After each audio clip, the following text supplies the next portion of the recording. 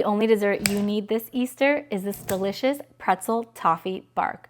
You'll take 3 cups of mini pretzels and arrange them in a single layer on a baking tray lined with parchment paper.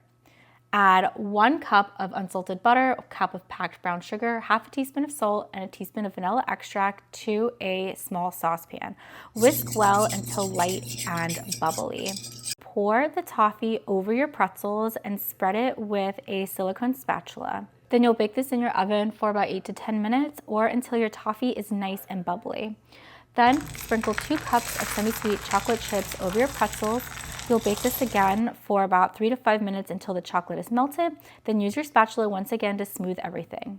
Sprinkle with some flaky salt if you like, and some colorful M&Ms, and here I'm using fun Easter colors across the chocolate. Chill your pretzel bark in the fridge until your chocolate is hardened, then break apart into large rustic pieces.